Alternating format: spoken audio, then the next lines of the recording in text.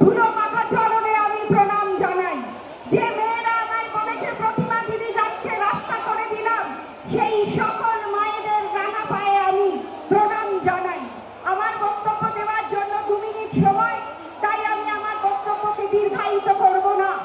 আমি শুধু এইটুকু বলি, যারা বলছে এই বাংলায় তারা এসে এবারে শাসন করবে, তারা জানে না এটা বাংলা, এটা বাঙালি। তারা জানে না যে এই বাংলায় স্বাধীনতা সংগ্রাম হয়েছিল, এই বাংলায় বেঙ্গল ভলেন্টিয়ার ছিল, আর যাদের বাহিনী ছিল যুব বাহিনী। সেই যুব বাহিনী বেঙ্গল ভলেন্টিয়ার্সে কেনা ছিল বাঘা যতীন, বিনয়, বাদল, দীনেশ। আমার বক্তব্য দীর্ঘায়িত করব না, তাদের লড়াই এখনো বাংলা ভোলেনি।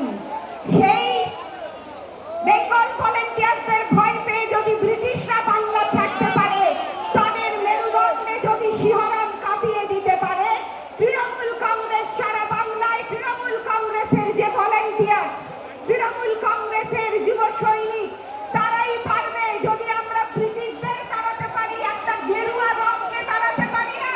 ব্রিটিশরা এসেছে ব্রিটেন থেকে, আর আমরা দিল্লির জমিদারদের শুধুমাত্র গেরুয়া রং, ধর্ম নিয়ে যারা রাজনীতি করছে, তাদেরকেই বাংলা ছেড়ে তাড়িয়ে দেব। 2026-এ আবার বাংলার নেত্রী, জননেত্রী, আমার আপনার প্রাণের নেত্রী, মনের নেত্রী মমতাদিকে আবার 4র্থবারের জন্য সিংহাসনে বসাবো।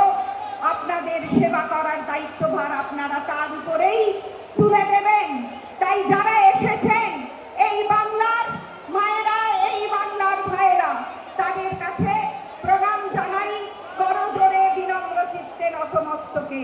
আপনাদের আশীর্বাদটুকুই দিন, শুভেচ্ছাটুকু দিন। মমতা বন্দ্যোপাধ্যায়কে আবারও 4র্থবারের জন্য পথ চলতে সাহায্য করুন। যারা রোজায় আছেন তারাও আজ এসেছেন, তাদের কাছে আমাদের কৃতজ্ঞতা জানানোর ভাষা। ভালো থাকুন সকলে, নমস্কার। আর আমাকে এই সভায় বলার অনুমতি দেওয়ার জন্য আমি সকলের কাছে কৃতজ্ঞ। ধন্যবাদ আমাদের প্রিয় সাংসদ জয়নগর লোকসভা কেন্দ্রের সম্মানীয় প্রতিমা মণ্ডল মহাশয়কে। এখন আমরা যে কেউ নেই, আপনারা গত কয়েকদিন ধরে অধীর আগ্রহ অপেক্ষা করছিলেন দিক